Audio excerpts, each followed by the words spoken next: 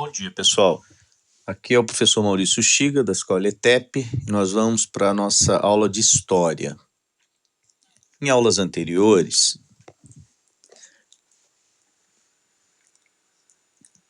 verificamos o Brasil colonial dos séculos XVI e XVII em sua expansão territorial.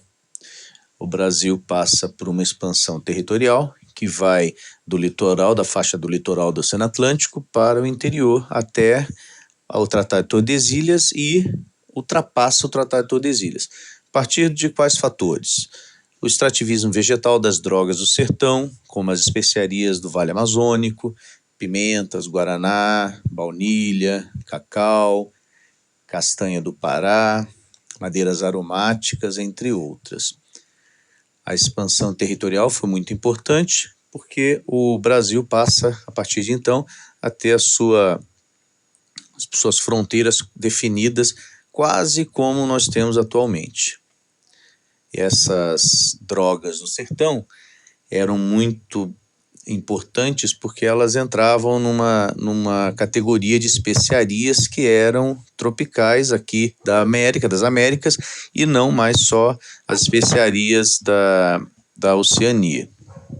Então as drogas do sertão, elas têm essa possibilidade e elas trazem um bom recurso para os brasileiros coloniais aí, a partir aí da meados do século XVI, daí para frente. A gente tem aqui a castanha do Pará, muito utilizada até hoje, agora com o nome patenteado de castanha do Brasil. O segundo fator é a utilização de trabalhadores indígenas para trabalhos de escravizados. Os índios brasileiros, nativos brasileiros, foram buscados por colonos nos 200 primeiros anos, principalmente aí da colônia, para que essa mão de obra escravizada fosse utilizada nas lavouras de cana-de-açúcar e outros trabalhos. A gente sabe que não deu muito certo, inclusive a revolta de Beckman, para poder garantir a utilização dessa mão de obra indígena escravizada por parte dos colonos, que era bem protegida pelos jesuítas da Companhia de Jesus.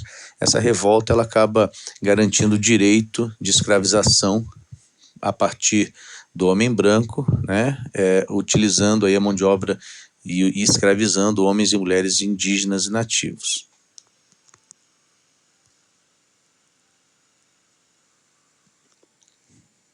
O colono português no Brasil, o colono brasileiro, então, partia principalmente dos bandeirantes, que eram colonos paulistas que saíam de São Vicente, no litoral de São Paulo, para apresamento de índios em suas bandeiras. Eles têm essa condição de fazer a escravização dos índios. A terceira condição e o terceiro fator para a expansão do território brasileiro foi a pecuária. Ela era proibida no litoral, na faixa do litoral, nordeste e sudeste da colônia Brasil, e ela foi em direção ao sertão no destino, ao Vale do Rio São Francisco, para o norte, na ilha de Marajó, e para as Campinas do sul do Brasil, com essa atividade de pecuária voltada para o mercado interno, utilizando mão de obra livre e assalariada, de homens brancos ou mestiços.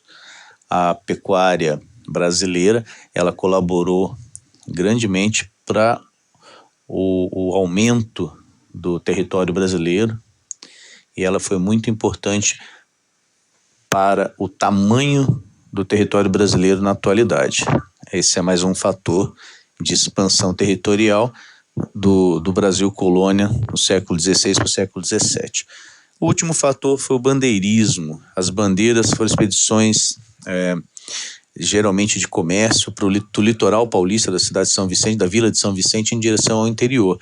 A finalidade delas era de apresamento de índios para escravização, como já falamos anteriormente, muito combatido pelos jesuítas, que eram religiosos da Companhia de Jesus, o sertanismo de contrato para destruição de colombos, geralmente no interior do Nordeste, as bandeiras prospectoras, que buscavam metais preciosos, ouro e prata, e as monções, que eram atividades ligadas a comércio fluviais por rios, por interior do Brasil. É isso aí, essa é a revisão das aulas anteriores. Bom dia para vocês.